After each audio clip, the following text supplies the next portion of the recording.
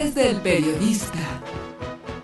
El Club de Periodistas de México, con su brazo asistencial, la Fundación Antonio Sáenz de Miera y Feital, presenta Voces del Periodista. Conduce Celeste Sáenz de Miera. Comenzamos. Buenas tardes, amigos, buenas tardes tengan ustedes en esta gran ciudad de México. Bienvenidos a su programa Voces del Periodista, del Club de Periodistas de México, que está ubicado en la calle de Filomeno Mata número 8, nuestra página de internet, vocesdelperiodista.com.mx, visítenla, siempre está muy pues demandada su participación ahí. Estamos iniciando en este año 2014, 8 de enero, y pues le mandamos a todos los que nos ven a través de este canal Anunciación TV, que dirige nuestra querida, nuestra estimada Teresa García Ruiz, Tere García Ruiz. Y pues adelante vamos a platicarles a ustedes de lo que ha sido prácticamente la polémica del año pasado alrededor de nuestro principal producto de exportación, que es el petróleo.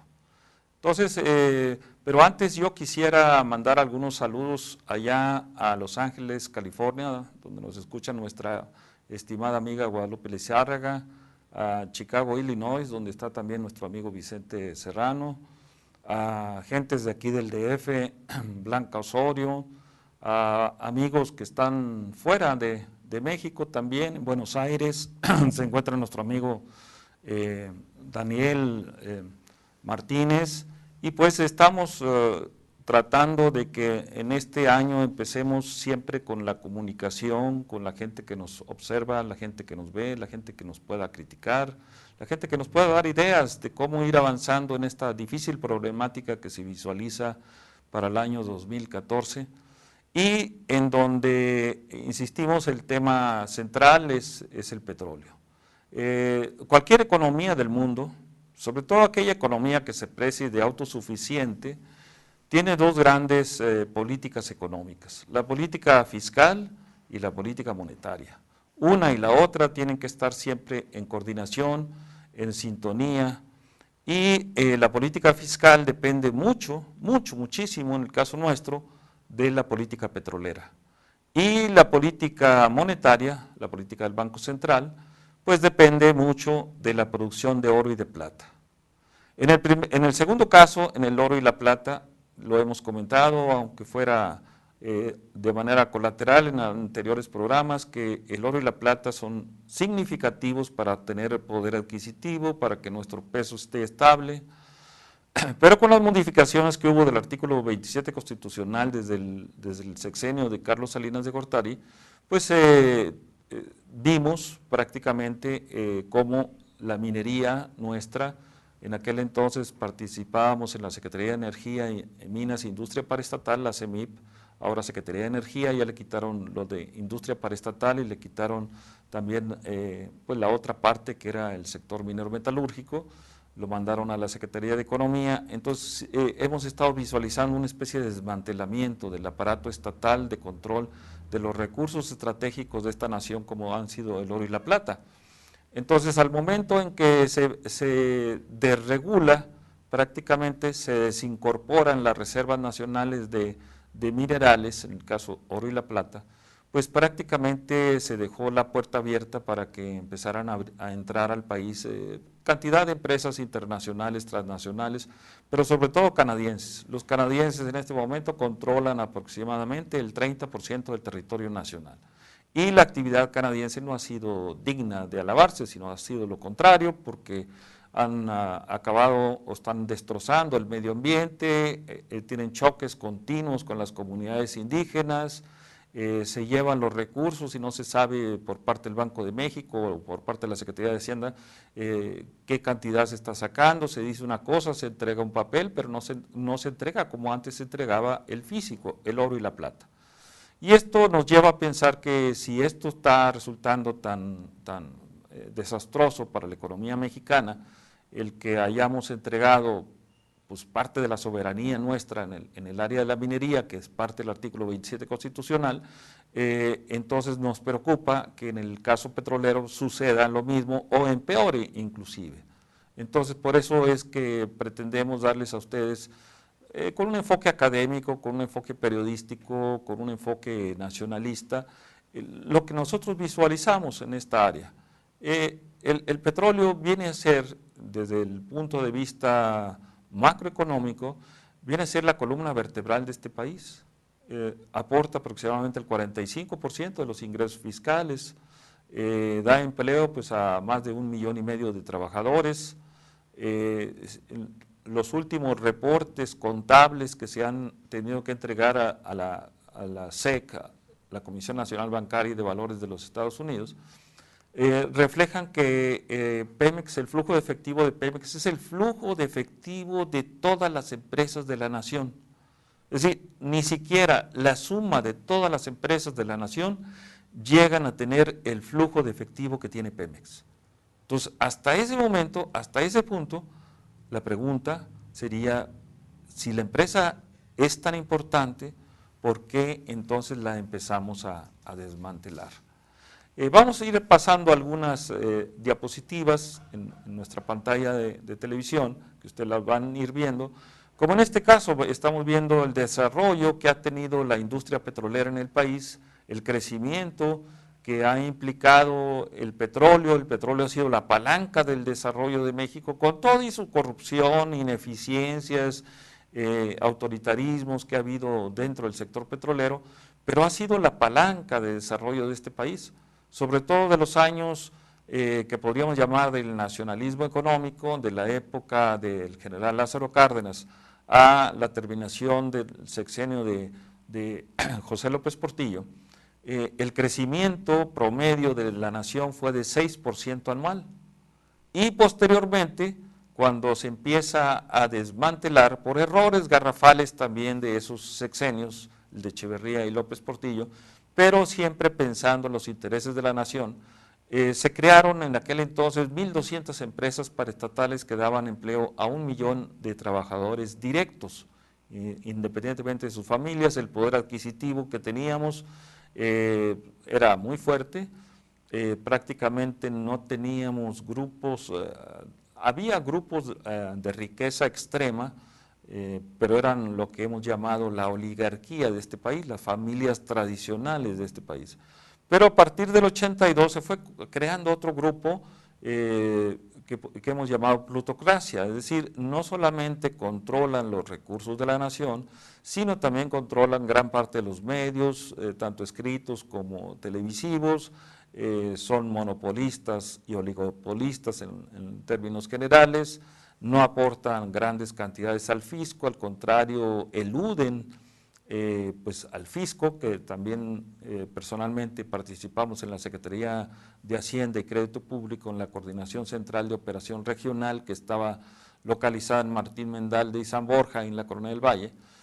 Ahí creamos todo un desarrollo de lo que debería ser la política fiscal clara para este país. Es decir, a nosotros no nos interesaba si tú tenías o no tenías recursos, sino simplemente que pagaras y a tiempo tus impuestos, que no eludieras el pago de tus impuestos. Ya han sido escandalosos los casos en México, por ejemplo, en el caso de Roberto Hernández y Banamex, que dejó de pagar 3,000 millones de dólares al fisco, posteriormente Bancomer dejó de pagar 1,500 millones de dólares al fisco, Banorte dejó de pagar cerca de 400 millones de dólares, y recientemente el Grupo Modelo pues no ha pagado lo que debería de pagar, 7,000 millones de dólares por la venta del Grupo Modelo a los intereses belgas y brasileños.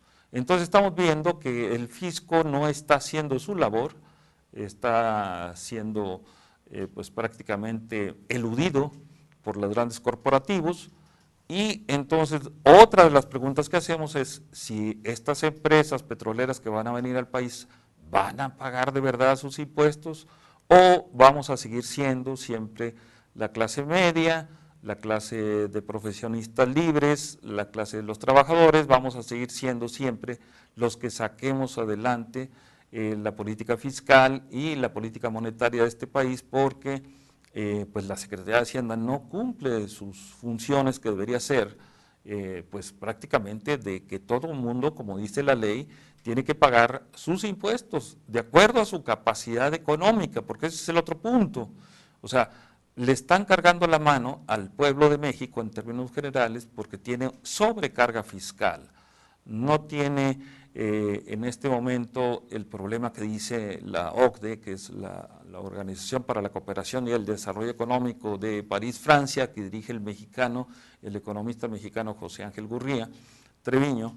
Dice que la recaudación es muy baja, que es 12% del PIB, pero prácticamente si ustedes ven lo que pagamos los mexicanos, pagamos en gasolinas, pagamos en otros servicios del aparato estatal, en fin, la sobrecarga fiscal que tenemos en el país es más del 12% del PIB, es aproximadamente lo que es un país desarrollado como Suecia, estaríamos pagando nosotros aproximadamente el 40% del Producto Interno Bruto de este país. Entonces, hay una manipulación de cifras, hay un maquillaje de cifras, y eso también nos preocupa y nos ocupa en la academia para explicarle a nuestros alumnos de que la situación hay que hacerla transparente, hay que hacerla clara y pues hay que hacerla accesible a los grandes medios, como sucede a través de este canal de televisión Anunciación TV.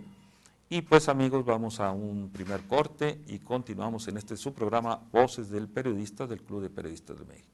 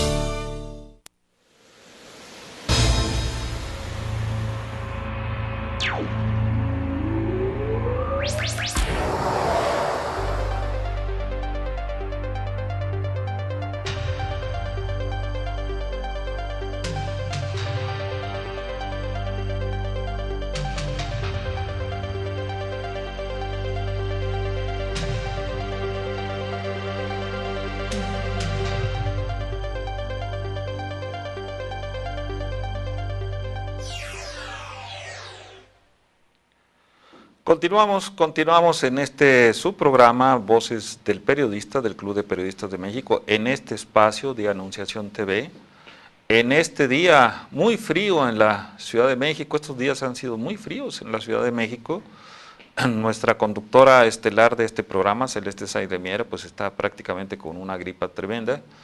La ciudad está muy contaminada, excesivamente contaminada. Esto genera una serie de enfermedades, no solamente por la temporada invernal, sino por la cantidad de partículas peligrosas que hay en el aire. Antes la Universidad de México monitoreaba los IMECAS, que era la forma de medir la contaminación de la Ciudad de México. A partir de los años del neoliberalismo, le quitaron a la UNAM esto, lo mandaron a la Secretaría de Gobernación, ya no sabemos ni dónde está. Pero el hecho es que ya no hay una medición más exacta de estos temas de la contaminación. Mandamos un saludo a Celeste Sáenz de Miera, que se mejore, porque sabemos que luego de repente nos dan unas tosecitas, unas gripas tremendas. Muchos amigos nuestros lo hemos visto, han estado con problemas, en lo personal hemos estado con problemas de bronquios por esta situación que tenemos en la Ciudad de México. Y esto también tiene que ser con las gasolinas, porque las gasolinas que traemos, vean ustedes este tema que les voy a plantear para iniciar el tema petrolero y profundizarlo. Los precios de transferencia. Es decir, en la ciudad, en la zona de Campeche, en la isla del Carmen, se produce la gran cantidad o la mayor parte de petróleo nuestro. El costo de extraer el petróleo es aproximadamente $10 el barril, un barril de 42 galones. Básicamente es petróleo de alta calidad. Esto también es importante, el petróleo ligero, el Istmo, es el mejor petróleo que tenemos en el país. A nivel internacional, pues el petróleo nuestro está un poquito menos de calidad que el indicador árabe, Arabian Light, y el indicador de Estados Unidos, el tejano West Texas. Entonces, estamos ahí en esos puntos. Venezuela produce uno también de excelente calidad que se llama Tijuana. Nigeria también produce otro también muy bueno, Bonny Light, y Europa produce el Brent. Rusia produce Urales. O sea, son los crudos ligeros. Esto es importante, amigos. ¿Por qué se los digo? Porque los crudos ligeros prácticamente son los más demandados en la temporada de verano en el hemisferio norte, mientras los crudos pesados, el Maya, es el más demandado en estas temporadas porque se utiliza prácticamente para aceite de calefacción, en inglés heating oil. Entonces el heating oil es más demandado en la temporada invernal que el Istmo. El Istmo, insistimos, es para gasolinas y prácticamente el Maya es para combustóleo o heating oil. Entonces ahí por temporadas podemos decir prácticamente hacia dónde se debe dirigir la producción de Pemex. Esto porque llama la atención que ahora recientemente se está produciendo un petróleo intermedio, el Olmeca, y este está prácticamente impulsado por la presente administración federal. Llama eso la atención, como que no se están basando mucho en los mercados financieros internacionales. Y entonces en este momento el Maya pues está bien cotizado, insistimos, porque el aceite de calefacción, el heating oil, anda alrededor de los $120 el barril, mientras que el petróleo ligero, el Istmo, está alrededor de los 80, 85 hasta $88 el barril. Entonces ahí entran las primeras dudas. ¿Qué está pasando con nuestro petróleo? ¿Qué clase de petróleo estamos produciendo? ¿Por qué estamos produciendo ligero cuando los mercados internacionales están demandando el producto pesado, el Maya? En fin, son dudas. Pero también, les decía, los precios de transferencia, es decir, lo que nos cuesta sacar el petróleo a Pemex en este momento del fondo del mar, son $10 el barril.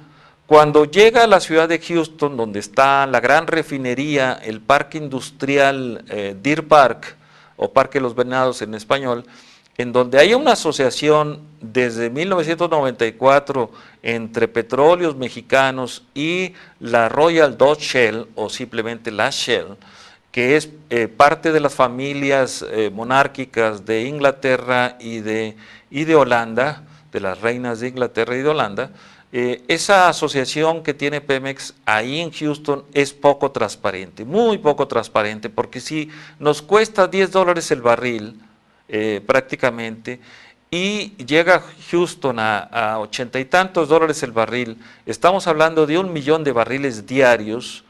Entonces el diferencial, ¿quién se lo queda?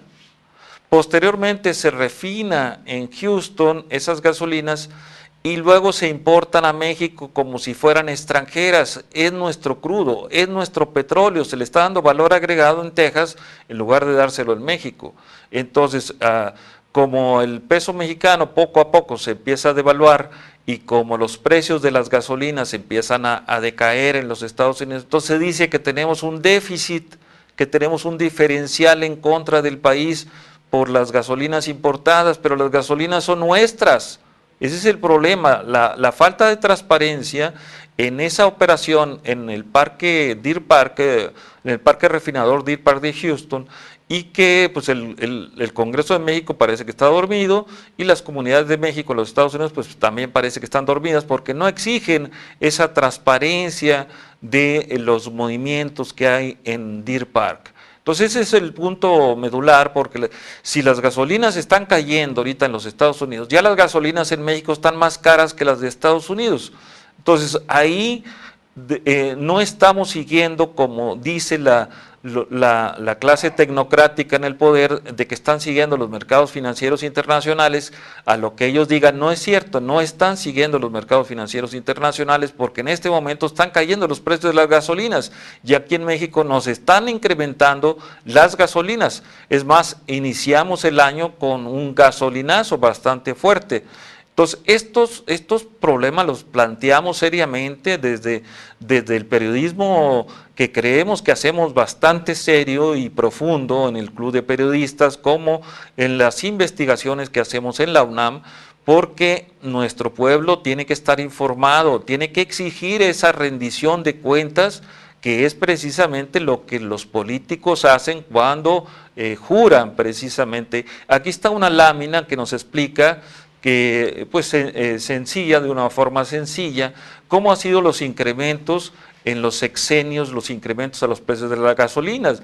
En el caso de López Portillo, pues hubo un incremento fabuloso de 200%, luego en el periodo de Miguel de la Madrid bajó al 24%, Carlos Salinas al 36%, Ernesto Zedillo al 21%, pero vean en los gobiernos panistas, 900% en Fox, y 1000 y fracción en el caso de Felipe Calderón. ¿Qué nos lleva a esto a pensar? Que en los sexenios panistas del 2000 a la fecha es cuando más dinero ha habido por parte de Pemex de ingresos de ventas de petróleo. Entonces, ¿a qué se debe esa ineficiencia de los gobiernos panistas prácticamente de incrementar brutalmente los precios de las gasolinas? Y yo se los digo, cuando yo estuve en la Secretaría de Hacienda, cuando el gobierno necesitaba de recursos, inmediatamente aumentaba los precios de las gasolinas. Entonces, pues vean ustedes la importancia de darle seguimiento a estos temas, porque, insisto, esa refinación que hacemos en Deer Park no nos satisface, no se transparenta, no sabemos a dónde van los recursos, no sabemos si se invierten. Vean ustedes que la propuesta del actual gobierno de Enrique Peña Nieto es de crear un fondo petrolero. Esos fondos nos llaman pues pésimamente la atención, porque en la época precisamente de Carlos Salinas se creó un fondo de contingencia, se le llamaba así, con la venta de más de 1000 empresas paraestatales, que muchas de ellas fueron a caer a manos de Carlos Salinas, como el Grupo Acerero del Norte, Real del Monte Pachuca, Varita de Sonora, Fertimex, etcétera, etcétera. Entonces, el hecho es que se desapareció el fondo de contingencias en el sexenio de Carlos Salinas, que valía $20,000 millones. Eso sería un escándalo en cualquier nación desarrollada. Y aquí nunca le exigimos a Carlos Salinas que explicara qué se hizo con el fondo de contingencias de la venta de 1,000 empresas paraestatales. Entonces, si ahora nos salen con que viene un fondo petrolero, pues inmediatamente vamos a estar alertas, asustados de que todos los recursos se van a llegar ahí y de repente se pueden desaparecer por la magia de estos personajes que han manejado de una manera nada transparente y poco convincente las finanzas nacionales. Entonces, estos son temas, amigos, que creemos que vale la pena que ustedes los comenten en sus trabajos, en sus oficinas, en sus sindicatos, en sus universidades, allá en las grandes comunidades mexicanas en Estados Unidos. Tenemos la invitación por estar en Chicago ahora pronto para platicarles de estos temas.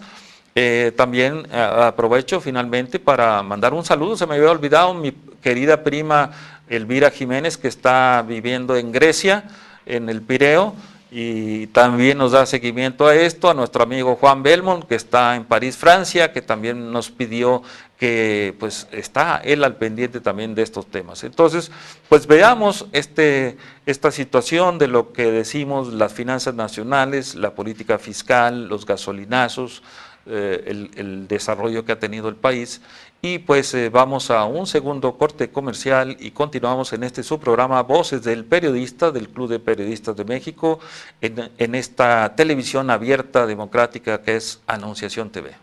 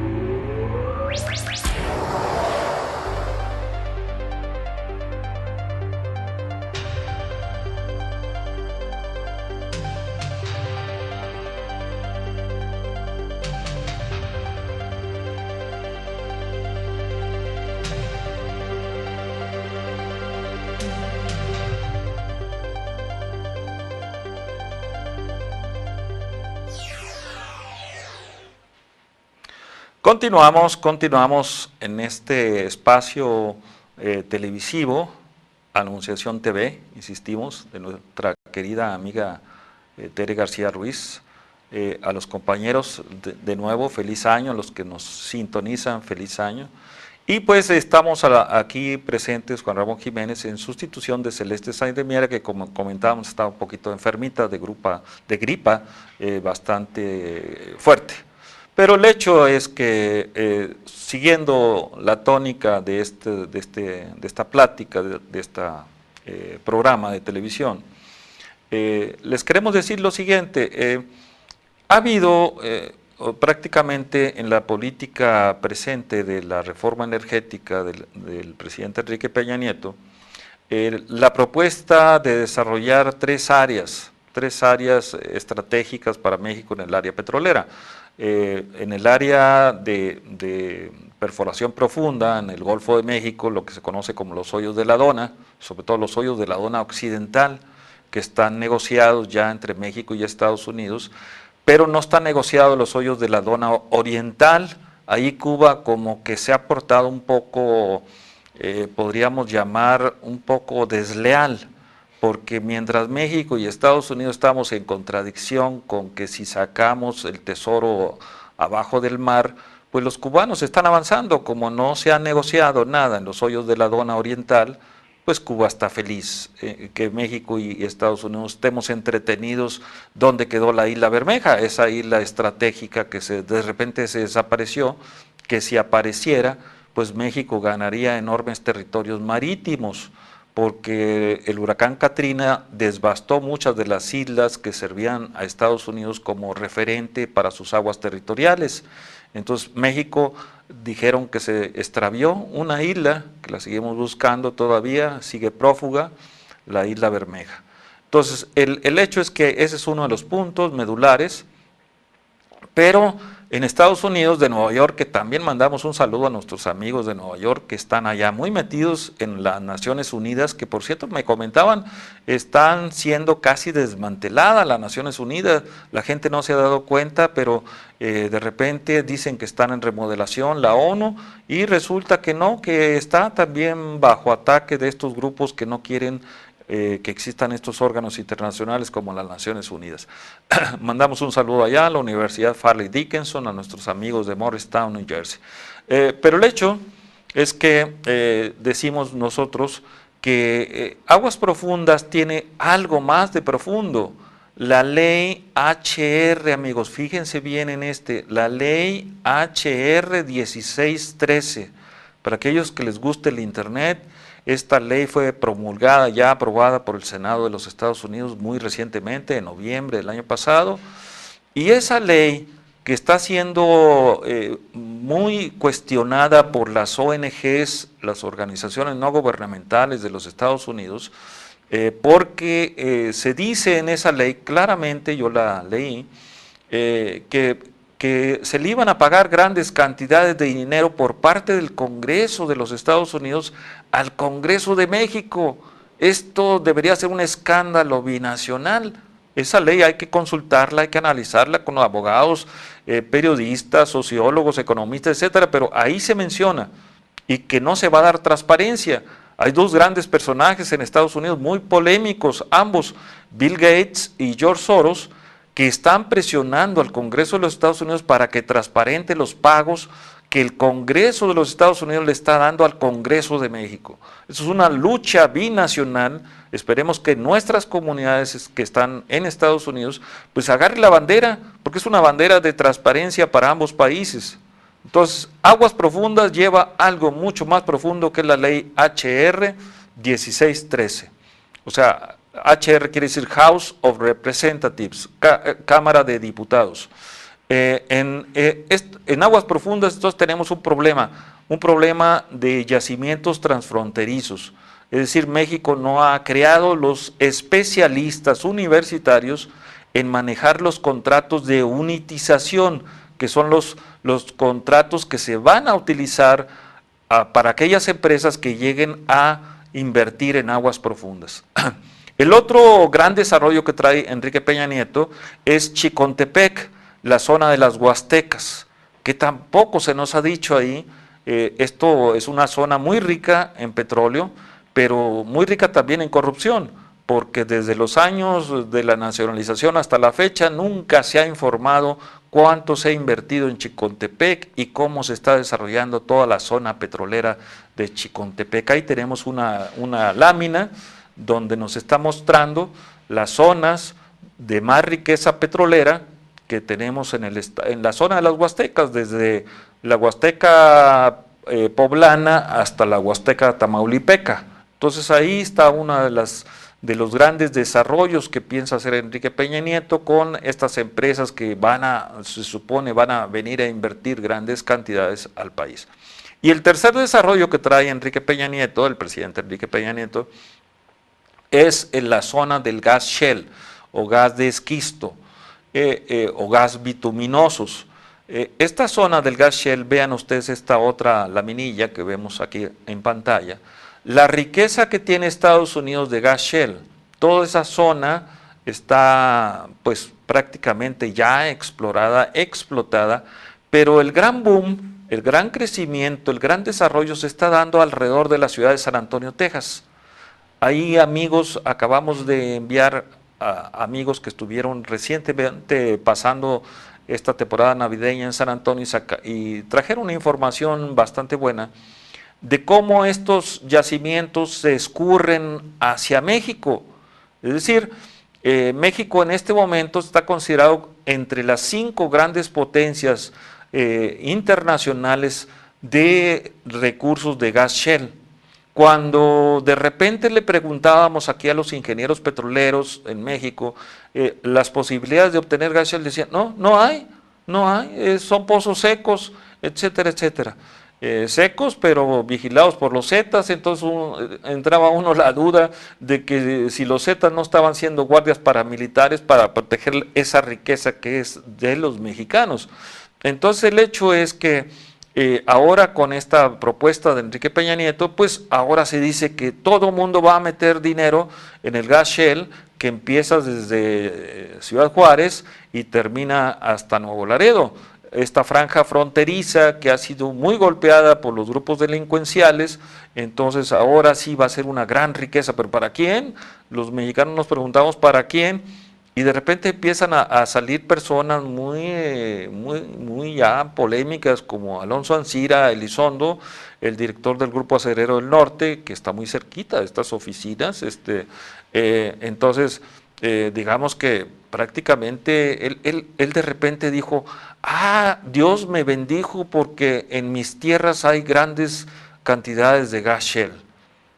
No sabía yo que Dios anduviera repartiéndole al señor Ancira grandes territorios ahí para sus recursos, sobre todo que él compró de manera encubierta casi el 30% del estado de Coahuila, entonces que es una de las zonas donde hay gran cantidad de gas shale.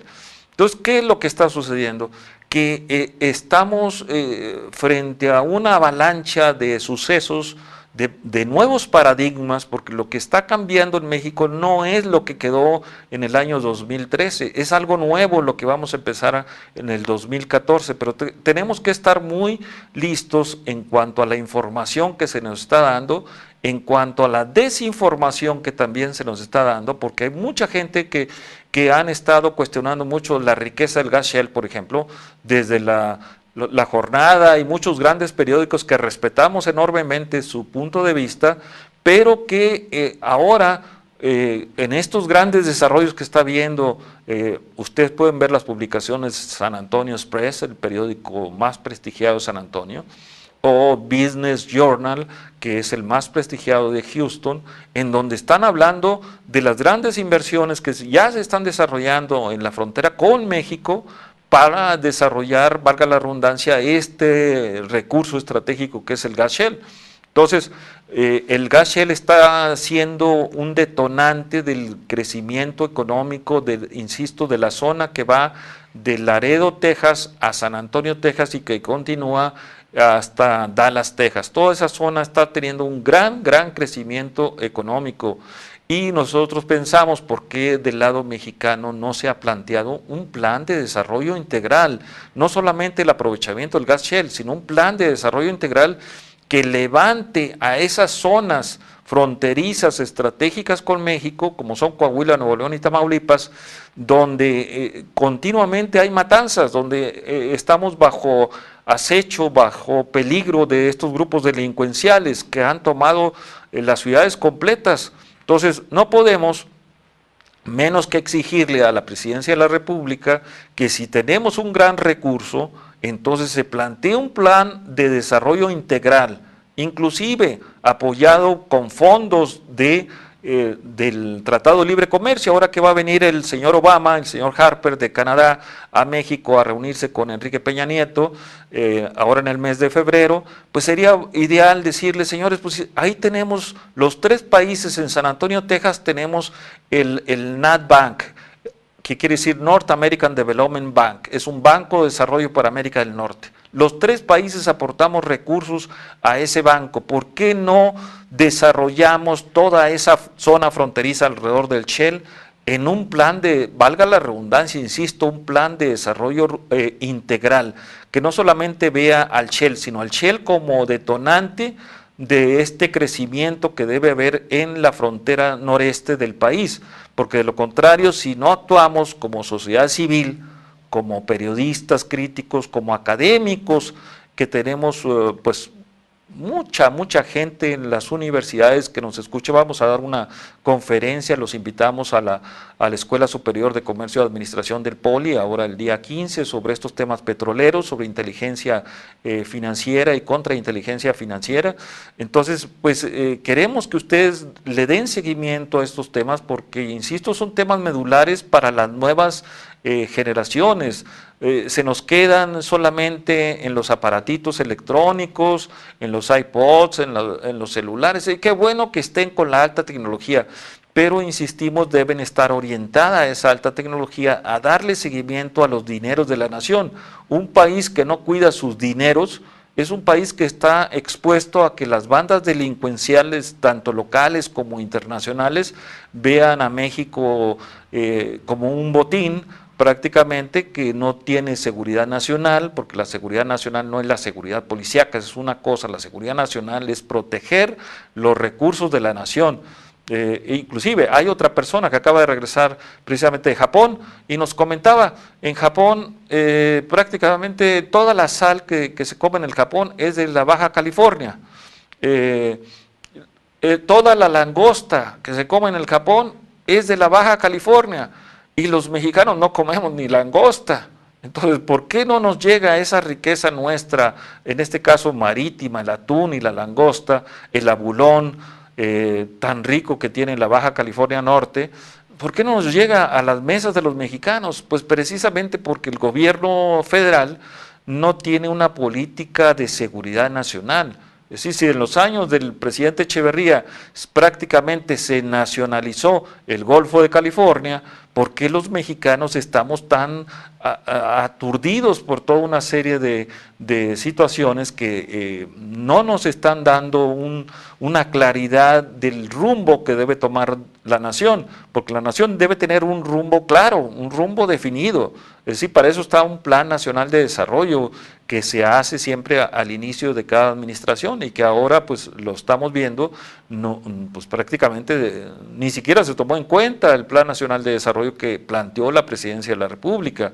Entonces, pero sí la clase social, la clase académica, la clase periodística, la clase altruista inclusive, pues deben de estar pensando en estos temas porque son temas de la nación misma. La nación no tiene dueño, la nación tiene 110 millones de habitantes, más 50 millones de habitantes que hemos expulsado hacia los Estados Unidos, la mayoría sin papeles.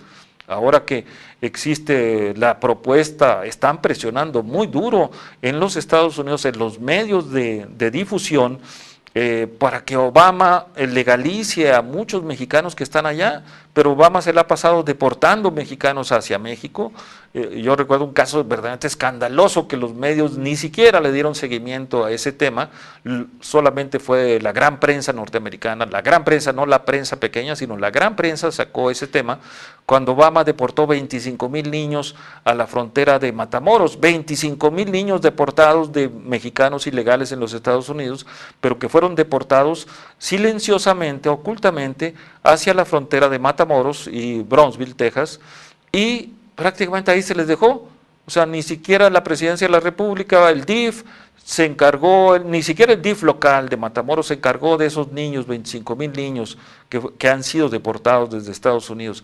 Entonces también entra la duda, ¿qué no se los estarán entregando a los grupos delincuenciales, el cártel del Golfo, que tiene la base prácticamente en esa zona de Matamoros? Son preguntas que hacemos nosotros desde el periodismo, desde la academia, y preguntas sólidas para que las autoridades encargadas de darle seguimiento a esto lo entiendan perfectamente bien. Entonces, recapitulando, el petróleo que tenemos en México es un gran elemento de la política fiscal de este país. Es decir, si no gravamos, si no cuidamos bien los ingresos fiscales, vamos a tener que gravar más a las clases populares y a las clases medias. Alguien tiene que pagar, y esto debería de pagarlo prácticamente la gran plutocracia de este país. Pero el punto fino de todo esto es que el petróleo aporta el 45% de esos ingresos. Si le van a empezar a recortar ingresos valga la redundancia, a los petrodólares, entonces la pregunta que lanzamos es, ¿qué no estarán pensando privatizar la UNAM, el Politécnico, la Universidad Autónoma Metropolitana, el Instituto Mexicano del Seguro Social, el ISSSTE, en fin, todo lo que todavía es parte de este Estado benefactor que viene desde la época de Lázaro Cárdenas? Entonces nos queda mucho la duda, porque no hay un planteamiento, porque no hay un seguimiento, porque la sociedad civil está un poco desorientada, desinformada o mal informada, y no nos están dejando más que a los académicos que tenemos una cierta posición, pues en base al manejo que tenemos de las variables macroeconómicas, en base a nuestra experiencia que tuvimos en la Secretaría de Energía, Minas, Industria Paraestatal, nos estuvimos encargados del área minera, del área siderúrgica, participamos en el área de comercio internacional, etcétera, o en la Secretaría de Hacienda, donde nos encargamos de distribuir los ingresos que caían a la nación y que tenían que entregarse de mala forma, a desatiempo, etcétera, a los gobiernos de los estados. Entonces, pues estos temas que a pesar del tiempo no han sido respondidos, no han sido aclarados, no han sido transparentados, pues es lo que debemos estar haciendo como propósito del próximo año, de este año que entra el 2014, que desde la academia, desde el periodismo que hacemos, lo vemos muy negro, lo vemos muy difícil. Entonces tenemos que buscar la forma de dar información a la gente, de transmitir este tipo de programas a otros medios, para que de alguna forma se vaya creando una conciencia, sobre todo informativa, porque eso es lo que estamos buscando, o sea, que haya una mayor información y un mayor acceso a esa información que solamente la manejan grupos determinados. Entonces, pues, el tiempo, amigos, que nos queda para este año es para pensar en la nación, pero hay nuevos paradigmas. Insistimos, la nación a partir de esta reforma energética ya no va a ser la misma que fue antes en el 2013 y anteriormente. Ahora empiezan tiempos nuevos, y esos tiempos nuevos tenemos que estar muy atentos a los desarrollos, a las políticas que se plantean, a la misma sociedad y a todo lo que hemos estado viendo.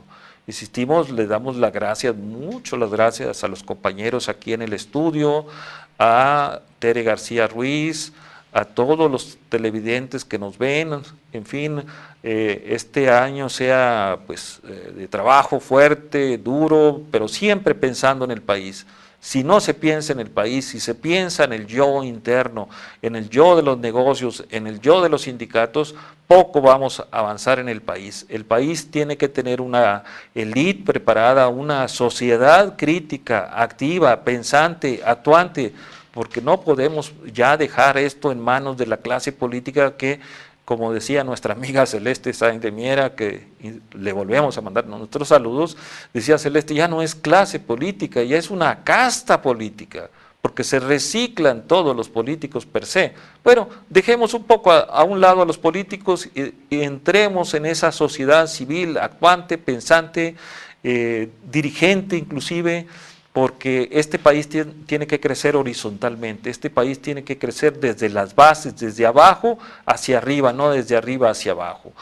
Son tiempos nuevos, es año nuevo y pues esos son los propósitos que planteamos en esta televisión, Anunciación TV, y que ojalá el petróleo todavía lo podamos rescatar, monitorear, evaluar y pensar que sigue siendo la columna vertebral de este país, que el oro también es parte de esa columna vertebral de este país, que hay que rescatarlos con políticas públicas eficientes, pero transparentes y aplicadas a tiempo, porque a desatiempo no funciona nada.